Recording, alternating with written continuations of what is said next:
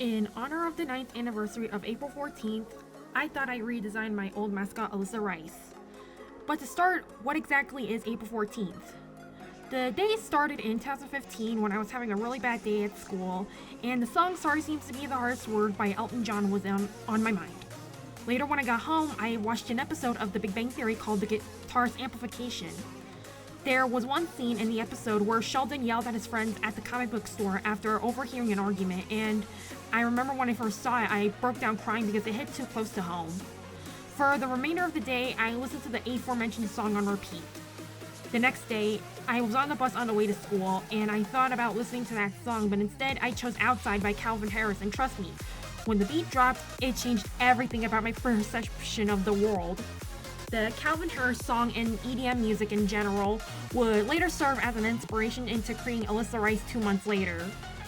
Despite Alyssa being a symbol of love and positivity, the rest of 2015 actually went downhill for me. I don't want to go into detail, but it's safe for me to say that I was going through severe depression, and it was hard for me to focus on important things like school because of that. My mental health deteriorated to the point where I ended up in the hospital in October of 2020. The moment I was discharged, I was back to being my old happy self like I was in early 2015. April 14th is an important day for me because it shows that I'm a much stronger person than I believe.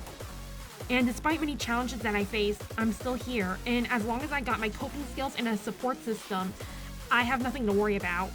And about me redesigning Alyssa Rice. Since I've outgrown the character, I decided it would be best for me to redesign her and change some aspects of her to my own liking. And I know there will be people out there who won't like this change, and honestly that's more than okay because people are allowed to have opinions. As long as the redesign makes me happy, I could care less about what those people think.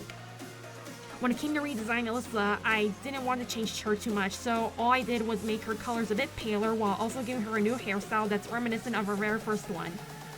I'll admit, I wasn't too pleased with her new hairstyle at first, but it eventually grew on me once I was done with it. And it's safe for me to say that this new Alyssa is exactly how I want her to be.